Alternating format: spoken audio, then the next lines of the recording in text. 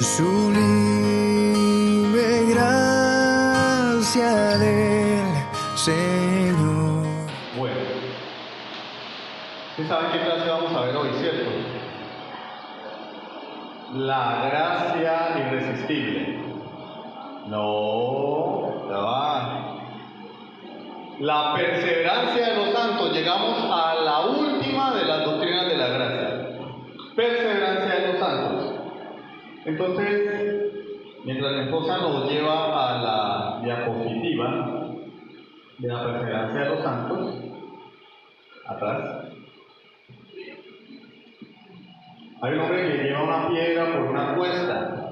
Si el hombre desmaya, ¿qué sucede? La piedra flota. No, la piedra se viene encima y se lo aplasta.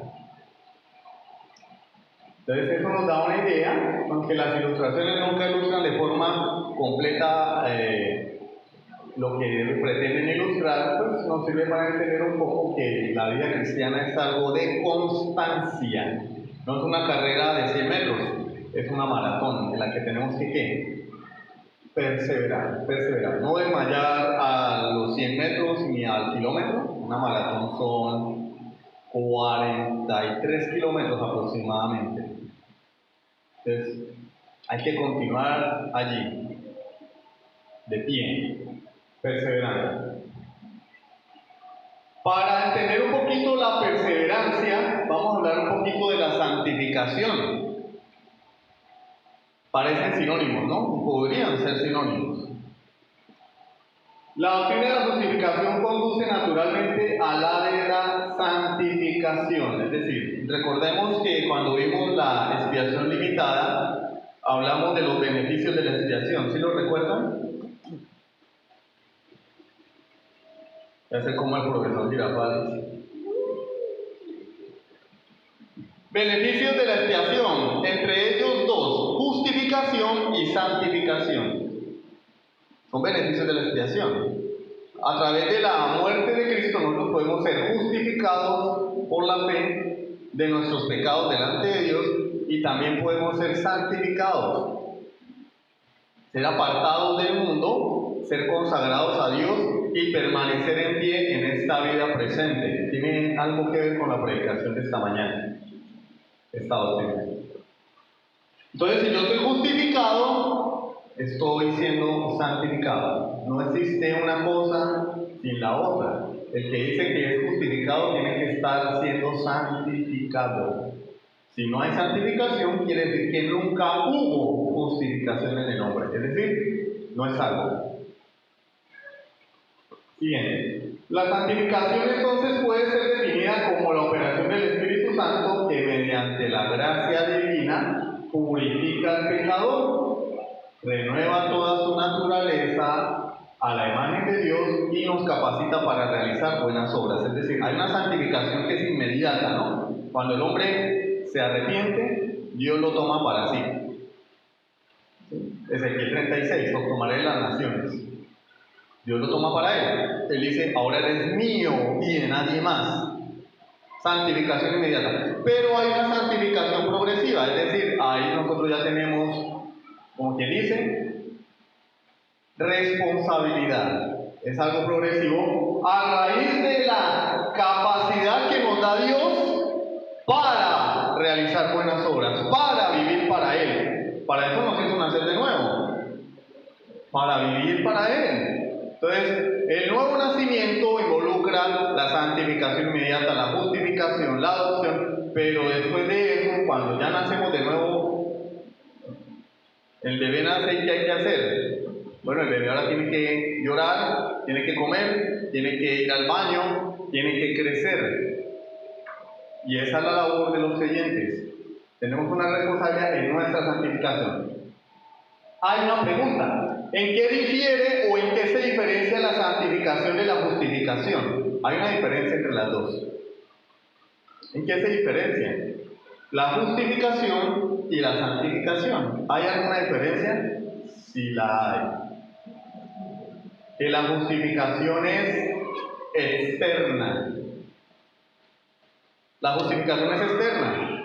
Cuando un juez declara inocente a una persona, eso no tiene nada que ver con la persona en sí, es decir, no lo afecta internamente, no lo hace una mejor persona, ni lo hace menos culpable o más culpable, no, él lo declaró justo, es un decreto externo, ¿sí? Es una acción externa. Pero la santificación es obrada internamente en el corazón de la persona. Hay una diferencia. La justificación no es que Dios nos hace justos, nos declara justos. Es un acto legal mediante el cual Dios declara al que es culpable, lo declara inocente porque es muy buena gente. No, porque otro pagó. Juanito, Cristo ya pagó por ti, yo te declaro justo. Pero no quiere decir que yo sea justo. No quiere decir que sea justo. Es una declaración.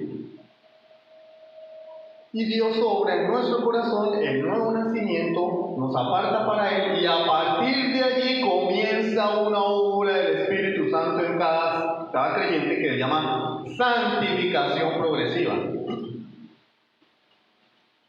De manera que el creyente debe crecer. Si el creyente no crece, imagínense un niño que no crece. Algo malo pasa allí. Hay problemas.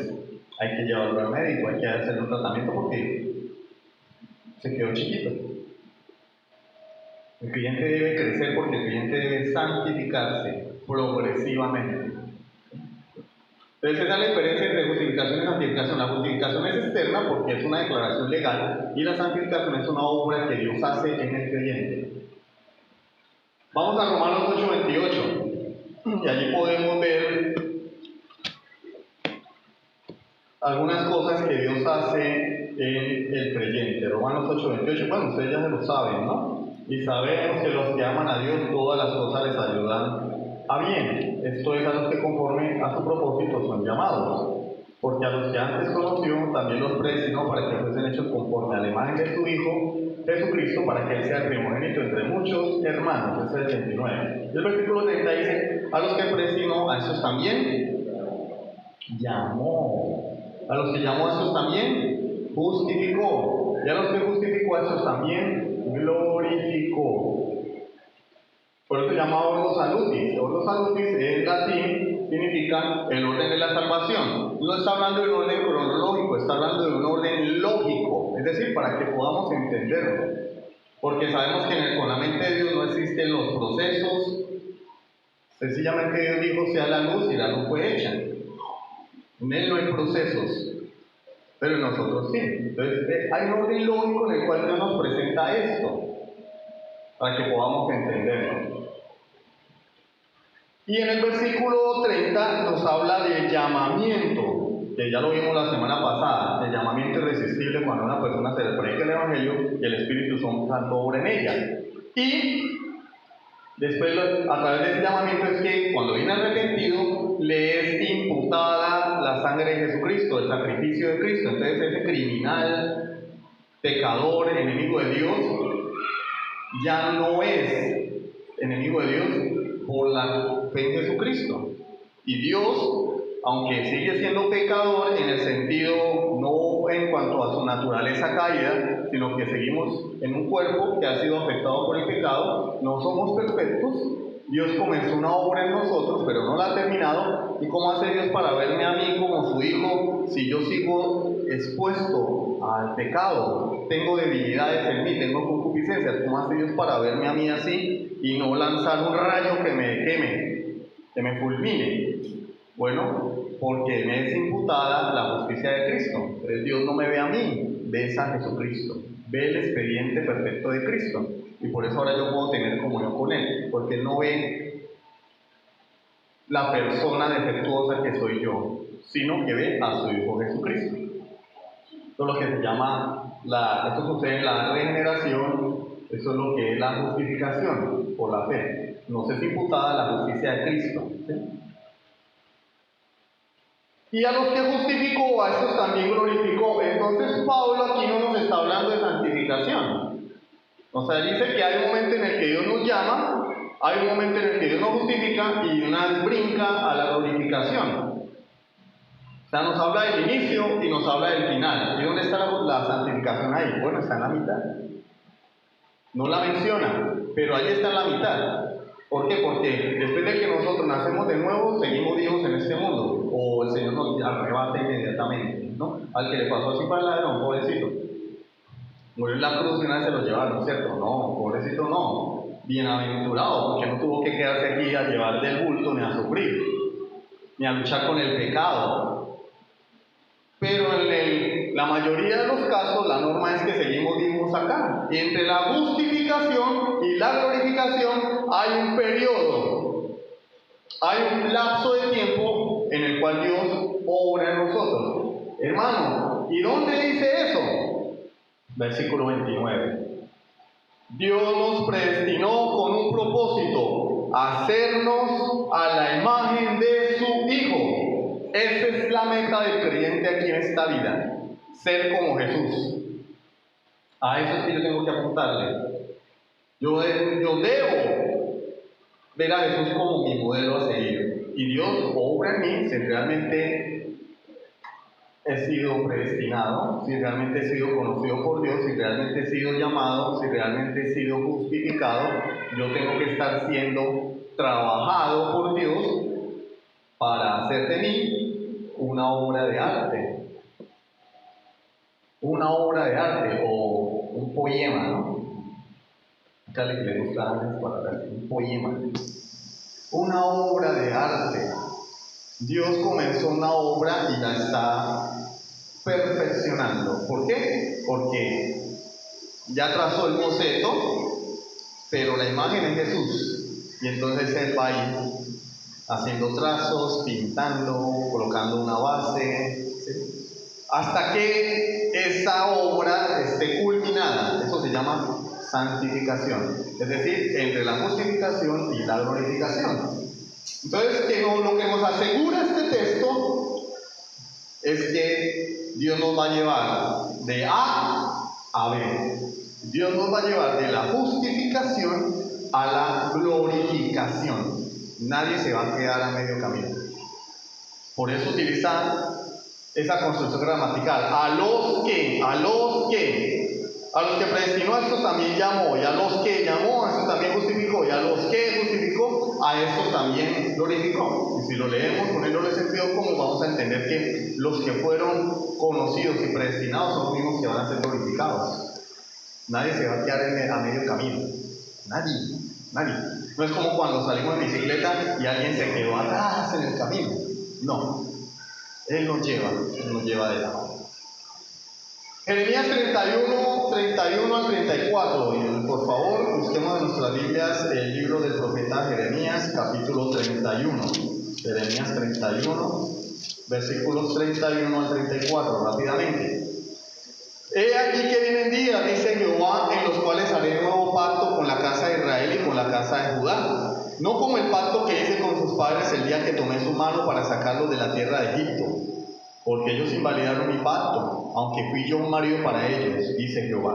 Pero este es el pacto que haré con la casa de Israel después de aquellos días, dice Jehová. Daré mi ley en su mente y la escribiré en su corazón, y yo seré a ellos por Dios y ellos me serán por pueblo.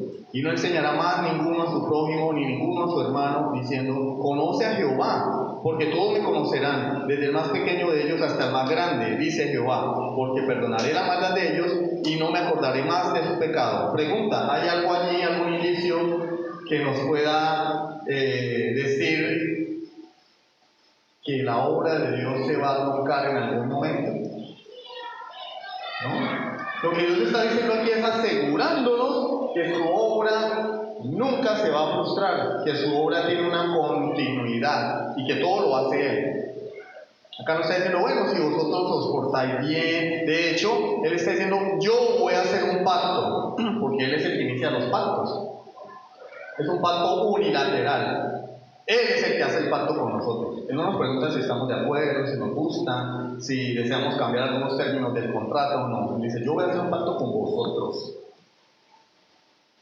Voy a poner mi ley en tu mente. Él nos pregunta, bueno, ¿deseas abrir tu mente para que yo ponga allí mi ley? ¿Deseas abrirme tu corazón? No, yo pondré mi ley en tu mente. Acá nos está preguntando si queremos.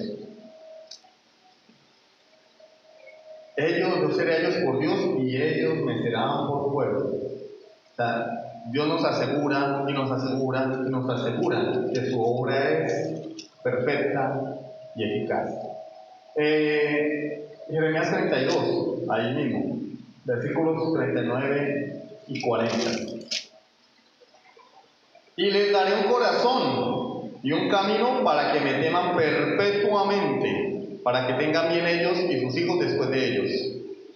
Y haré con ellos pacto si se portan bien, eterno, que no me volveré atrás de hacerles bien, y pondré mi temor en el corazón de ellos para que no se aparten de mí. ¿Cómo? Pondré mi temor en el corazón de ellos para que algún día se aparten de mí. ¿Sí? Para que pierdan su salvación si no se portaron bien. No. Voy a poner, dice, en primer lugar dice que va a poner un corazón en nosotros y un camino para que le temamos. ¿Cómo? Temporalmente. Temporal, ¿cuál es el antónimo de perpetuo? Temporal, vano, pasajero, circunstancial. Pero estoy viendo aquí que es perpetuamente, por toda nuestra descendencia. Es decir, ahí lo que está diciendo es que es eterno. Tengan bien ellos y sus hijos después de ellos. Esto no es porque hay que decir que si yo me salvo, mis hijos se van a salvar obligatoriamente. No, está hablando de perpetuidad y por eso utiliza las figuras. Haré con ellos pacto eterno. Nos lo confirma nuevamente. No me volveré atrás de hacerles bien. Pondré mi temor en el corazón de ellos para que si de pronto la situación se pone difícil, se aparten de mí. Si de pronto la tentación los vence, se aparten de mí. De pronto si llegan los falsos maestros, los seduzcan y se aparten de mí. No, para que no se aparten de mí. Dios nos está garantizando a través de su palabra que aquellos con quienes Él ha hecho un pacto jamás se van a apartar de Él. Hermano, pero si una persona se convierte a Cristo, ¿puede perder la salvación? No, Dios no lo está diciendo aquí, usando el Antiguo Testamento, ¿no? Isaías 46, versículos 3 y 4. Isaías capítulo 46, versículos 3 y 4. Oídme, oh casa de Jacob, y todo el resto de la casa de Israel, los que sois traídos por mí desde el vientre, los que sois llevados desde la matriz, y hasta la vejez yo mismo, y hasta las canas os soportaré. Yo os soportaré yo. Yo hice, yo llevaré, yo soportaré y guardaré. Ahí lo dice, ¿no? Yo os traje desde el vientre y os voy a aguantar hasta la vejez. Yo hice, yo llevaré, yo soportaré, yo os guardaré. ¿Queremos más? Él está garantizando que aquel a quien Él trae a la vida desde la muerte, se lo va a aguantar. Nos aguanta nuestros caprichos, nuestro pecado. Esto no quiere decir que Él es cómplice de nuestro pecado ni alcahueta. Está diciendo es que a pesar de mi pecado, Él continúa sobre mí. Lo dice Pablo, si nosotros fuéramos infieles, Él permanece fiel. Dios no puede negarse a sí mismo, Él es fiel. ¿Por qué? Porque nuestra salvación no depende de nosotros. Seguimos siendo seres débiles. Nuestro cuerpo no ha sido redimido, estamos en un proceso de construcción, imperfectos, y nosotros no podemos garantizar nuestra salvación. La garantía de nuestra salvación está en Él. Aquí lo dice, yo me lo voy a aguantar a ustedes, porque yo los parí. Hasta que sean viejos me lo voy a aguantar. Eso es lo que está diciendo. Entonces, acá la Biblia nos da alguna luz de que la salvación se puede perder. No, pero yo he escuchado. La Biblia nos está diciendo, Dios mismo nos está asegurando. Salmo 125, versículo 1 y 2. Libro de los Salmos, capítulo 125, versículos 1 y 2. Salmo 125, versículos 1 y 2. Salmo 125, versículos 1 y 2. Los que confían en Jehová son como el monte de Sión, que no se mueve, sino que permanece para siempre. Como Jerusalén tiene montes alrededor de ella, así Jehová está alrededor de su pueblo mientras se porten bien. Cuando se porten mal, los va a mandar a la Patagonia. Desde ahora y para siempre. Desde ahora y para siempre. Dios es fiel. ¿Cuándo? Desde ahora y para siempre. Pero es que igual es el problema, porque estas doctrinas, hay tantas congregaciones y predicadores que rechazan estas doctrinas porque dicen que estas doctrinas promueven el libertinaje. Que la doctrina de la seguridad eterna de salvación promueve el libertinaje. Claro, el libertinaje, pero el problema no es de la doctrina, el problema es del corazón de los sinvergüenzas que dicen, bueno, pero como ya soy salvo, entonces voy a seguir de mis andanzas, me voy a seguir haciendo de las mías, porque la Biblia dice que no voy a perder mi salvación, voy a perder mi salvación. Claro, no la vas a perder, porque uno no va a perder lo que no tiene. No puedes perder lo que no tienes. Vives como el mundo, eres del mundo. Pero eso no quiere decir que la doctrina de la seguridad de salvación tenga algún defecto o que tenga algún problema. El problema no es de Dios, el problema es de algunos sinvergüenzas que utilizan la Biblia para justificar su pecado. No, pero la Biblia dice que el Señor estará conmigo desde ahora y para siempre. A mí me enseñaron en la iglesia que la salvación es por gracia, no es por obras. A fornicar, que el mundo se va a acabar. No, papito. Porque el que ha sido justificado está siendo santificado. Esta doctrina enseña todo lo contrario.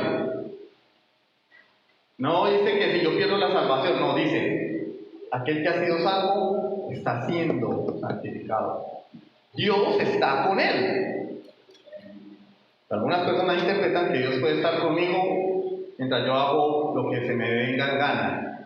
Me revuelvo con el pecado y sigo las mismas prácticas de la supuesta antigua vida, porque lo más seguro es que no he abandonado mi vieja vida. No. Lo dice muy claro Romanos capítulo 6, versículo 1 y 2, que pues diremos, perseveraremos en el pecado para que la gracia abunde. En ninguna manera. Porque los que hemos muerto al pecado, ¿cómo viviremos aún en él? El que ha sido justificado está siendo santificado y por eso persevera, porque Dios lo lleva. Si no está en el camino es porque Dios no lo lleva por ningún camino. Estás por el camino ancho pensando que va para el cielo. Siguiente.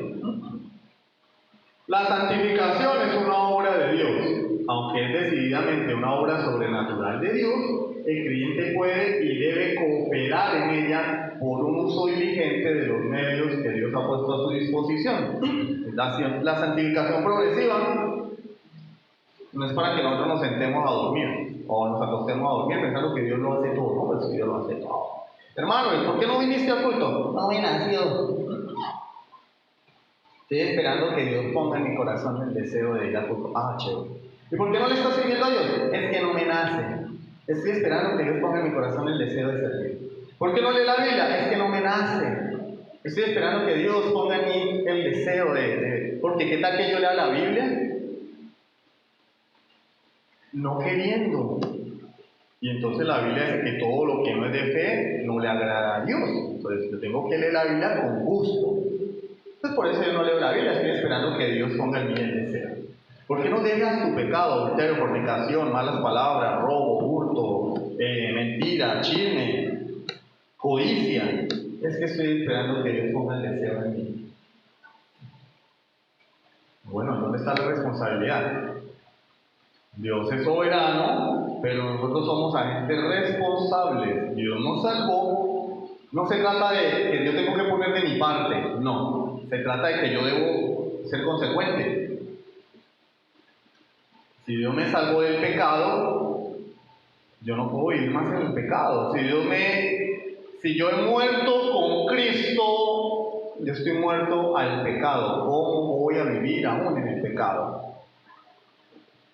No es salvación por obras. La salvación es por la fe, la justificación, pero la santificación sí es por obras.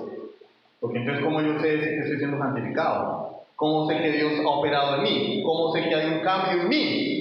que no se ve. Entonces yo debo cooperar, es decir, operar conjuntamente con la gracia de Dios en mí, usando los medios que Dios ha puesto a mi disposición. Entonces ahí tenemos Filipenses, donde nos dice el apóstol Pablo: ocupaos en vuestra santificación. Ahí dice salvación, sí, pero es que salvación abarca el perdón de pecado, la santificación y la glorificación. Ocupaos en vuestra santificación con temor y temblor. Yo tengo que ocuparme. ¿Y por qué? Porque Dios es el que pone en vosotros el querer como el hacer por su buena voluntad. Dios ha puesto en mí una naturaleza capaz de agradarle, capaz de obedecerle. Ahora, ¿qué tengo que hacer yo? Sentarme a que descienda el ángel Gabriel del cielo y me diga: ¿tienes que leer la Biblia hoy, papito? ¿Qué esperas que no oras? ¿Qué esperas que no amas a tu esposa? ¿Qué esperas que no das testimonio? ¿Qué esperas que no dejas el pecado, papito lindo? No, tenemos que hacerlo, porque Dios ya me dio la capacidad, la gracia, y me ha dejado medios de gracia, según a los Corintios 7:1. Medios de gracia para llevar a cabo esa linda y maravillosa tarea, pues que a veces se nos embolata, ¿no? Segunda a los Corintios, capítulo 7, versículo 1. Así que, amados, puesto que tenemos tales promesas, ¿sí?, las que él dice en los versículos anteriores, citando la profecía de Ezequiel, la profecía de Oseas, si quieren lo leen ahí o lo leen en casa. Limpiémonos de toda contaminación de carne y de espíritu, perfeccionando la santidad en el temor de Dios, la santidad, es decir, la santificación progresiva. Pero ¿cuál es mi tarea? Yo tengo que, a través de las promesas que Él me ha dado, a través de su palabra, limpiarme yo de toda contaminación de carne y del espíritu. No va a venir el Espíritu Santo con un desengrasante desde el cielo a bañarme en desengrasante y a bollarme esponja para que yo me limpie. Es mi labor y mi responsabilidad. Por eso Pablo lo manda. Porque si fuera varita mágica, Harry Potter no nos daría un mandamiento, pero Pablo nos está mandando. Dice: como Él nos ha dado tales promesas, versículo 18 del capítulo 6, seré para vosotros padre, vosotros me seréis hijos e hijas, dice el Señor Todopoderoso. Vosotros sois mis hijos, salid en medio de ellos apartados, dice el Señor, no toquéis el mundo, yo os recibiré, yo os he recibido, os he hecho mis hijos. Tenéis vida eterna en mi Hijo Jesucristo. Tengo la promesa de estar con Dios por la eternidad, de que Él va a estar conmigo, de que es mi Padre. ¿Qué debo hacer? Eso debe moverme a limpiarme. ¿Sí? Que cuando estoy sentado frente al computador y me dan ganas de ver cosas que no debo ver, yo tengo que mirar aquí la veo. Uy, pero el Señor me ha dado mis promesas, ¿por qué me voy a poner a ver lo que no debo ver? Si me voy a ver con la persona que no debo verme, yo tengo que ver las promesas. Mire, pues Él me hizo su hijo, porque voy a ir a hacerlo. Tengo que limpiarme. Perfeccionando la santidad, ¿sí ven? Es una santidad progresiva que puede perfeccionarse, ¿sí? Colosenses 3, versículos 5 al 14. Uy, ese está largo. Ese está más larguito. Colosenses capítulo 3, versículos 5 al 14.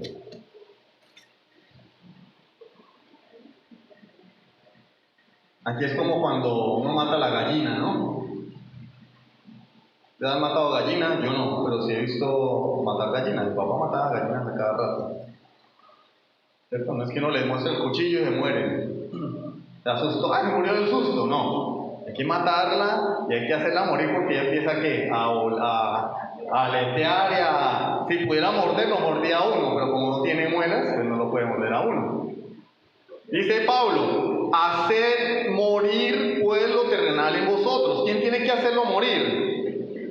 El ángel Gabriel. ¿Sí? No va a descender del cielo, hijo mío. Entonces, no. Haced morir pues lo terrenal en vosotros. Fornicación, impureza, pasiones desordenadas, malos deseos y avaricia, que es idolatría. Miren que la avaricia es idolatría, ¿no? Yo quiero tener más, mi empresa, mi negocio, eso es idolatría. Ahí está el joven rico pintado. Idolatría. Cosas por las cuales la ira de Dios viene sobre los hijos de desobediencia, en las cuales vosotros andáis. No, también anduvisteis tiempo pasado, en otro tiempo, cuando vivíais, tiempo pasado, en ellas. Pero ahora dejad también vosotros todas estas cosas. ¿Sí? Yo tengo que dejarlo, yo. Es que yo soy así, yo soy templado, yo soy de temperamento fuerte. Bueno, vamos a ver qué dice Jesús a través de Pablo. Ira. Yo no me dejo de nadie, yo soy santandereano. A veces pues sonó como más mexicano más bien. Yo soy santandereano, mano. Enojo. Yo no puedo perdonar. Bueno, esas cosas son de la vida pasada y por esas cosas viene la ira de Dios. Entonces un creyente no puede plantarse allí. Malicia. No, bueno, vamos a hacer este negocio y yo le vendo el ventilador al hermano en tanto y veo ahí cómo le doy la cabeza, porque usted sabe que el mundo es de los avispados. Malicia, blasfemia, groserías, deshonrar a Dios con nuestros comentarios, palabras deshonestas de vuestra boca. No mintáis los unos a los otros. ¿Saben que la mentira es pecado? La mentira es pecado. Pero no solamente mentir, ocultar cosas que deberían darse a conocer también es pecado.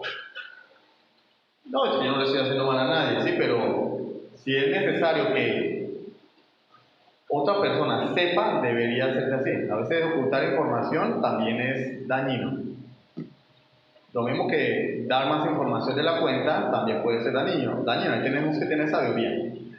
Habiéndoos despojado del viejo hombre con sus hechos. ¿Quién nos despoja del viejo hombre? ¿Cristo? Cada uno de nosotros, habiéndoos, vosotros. Está hablando a la segunda persona del plural, es decir, yo os hablo a vosotros. Pablo nos habla a nosotros. Despojado del viejo hombre con sus hechos y revestido del nuevo, el cual conforme a la imagen del que lo creó se va renovando hasta el conocimiento pleno, donde no hay un griego ni judío, circuncisión ni circuncisión, bárbaro ni escita es culto, está bárbaro y letrado ni culto, siervo ni libre, sino que Cristo es el todo y en todos.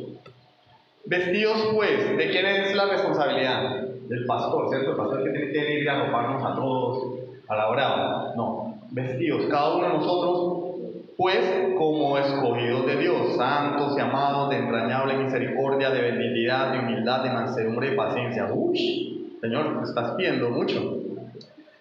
Soportándoos unos a otros y perdonándoos unos a otros. Ese pedazo no me gusta, ¿cierto? No me gusta. Pues, ahí está. Tengo que perdonar, tengo que soportar. Es que no me gusta la forma de ser del hermano, de malas. Tienes que soportarlo. Vos tampoco sos una joyita. Tú tampoco eres de la monedita de oro. También te tienen que soportar. A mí también tienen que soportarme. Estoy soportándolos unos a otros, perdonándolos unos a otros si alguno tuviere queja contra otro. De la manera que Cristo os perdonó, así también hacedlo vosotros. Y sobre todas estas cosas, vestidos de amor, que es el vínculo perfecto. Y la paz. Bueno, hasta ahí llegamos. Yo voy a seguir derecho. ¿Qué vemos acá? Un mandamiento de Dios y una responsabilidad del hombre. Es una responsabilidad nuestra hacer morir al viejo hombre y revestirnos del nuevo. No podemos culpar a los demás. Es mi responsabilidad. Primera de Pedro 1:22. Primera carta de Pedro, capítulo 1, versículo 22. Primera de Pedro 1:22. Primera de Pedro 1:22. Habiendo purificado vuestras almas por la obediencia a la verdad. ¿Quién purifica su alma? Pues cada uno de nosotros.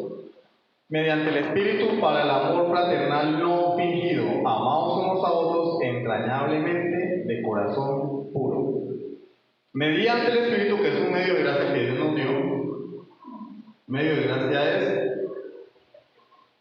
un colaborador, un ayudante, en ese sentido, ¿no? No estamos diciendo que el Espíritu Santo es mi ayudante, yo lo tengo que arrastrar, no, no, no. Lo que estoy diciendo es que el Espíritu Santo es quien me asiste a mí en la tarea de la santificación. Entonces ahora, con el Espíritu Santo en mi vida, yo puedo purificar mi alma, obedecer a la verdad, amar a mi hermano, tener un amor no fingido, amar de corazón.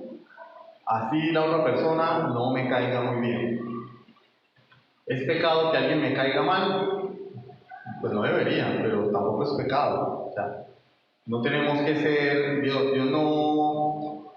no parió siameses. Dios está obrando en cada uno de nosotros para llevarnos a una imagen perfecta. Pero somos ¿qué? Individuos. En medio de la iglesia hay diversidad. Diversas culturas, diversos patrones de conducta, formas de pensar, crianza, proceso de formación, educación, raza, edad. Si yo quiero ir a piscina, bueno, aunque hay algunos viejitos de 80 años que les gustan las cosas locas, ¿no? Se tiran en parapente y les gustan los deportes extremos. Pero lo común es que un viejito de 80 años no va a ir a piscina, no vamos a andar en bicicleta, no, él quiere estar en su casa descansando. Ah, pero quiere decir que no puede ser mi hermano. Claro que puede ser mi hermano. Y yo tengo que amarlo a pesar de que al viejito no le gusta salir a andar en bicicleta conmigo. ¿Sí? En la iglesia hay diversidad. No debe haber ese amor fingido. Siguiente, hermano. Bueno, vamos a dejar hasta ahí por hoy. Son las 12:40. Se nos fue el tiempo. Se nos fue el tiempo volando. Entonces algo debe quedar claro en nosotros hoy. Y se está adelantando Carlos, está mirando la diapositiva de la semana entrante. Algo tiene que quedar claro en nosotros. Tenemos una responsabilidad como creyentes, porque somos mal juzgados afuera, porque creemos en las doctrinas de la gracia, y la gente piensa y tiene la imagen de que el creyente reformado promueve el libertinaje, promueve el pecado. No, pues ustedes salvos por gracia, entonces no, la Biblia promueve la santidad, y nosotros, si somos bíblicos, promovemos la santidad, la santificación, que debemos que perseverar. La semana que viene, si Dios lo permite, vamos a definir qué es la perseverancia de los santos. Hoy hablamos de la santificación como consecuencia de la expiación y como un aspecto que sucede a la justificación desde el punto de vista lógico. El que ha sido justificado está siendo santificado. Nosotros tenemos que evaluarnos y ver si en nosotros hay evidencias de santificación. Evidencias de santificación. Porque todo esto es basura si no tiene repercusiones en nuestras vidas. Esto no es venir y llenarnos de doctrina, de conocimiento. Porque si no tenemos una ortodoxia seguida de una ortopraxia, estamos en la inmunda. Esta doctrina tiene que alimentar mi alma. Yo tengo que, sí, los cristianos perseveran, los cristianos son santificados. Bueno, ¿yo qué tengo que ver allí? Yo estoy siendo santificado, hay evidencias en mi santificación. Entonces, llevémonos esta reflexión para la casa y ahora vamos a... Sublime gracia del Señor.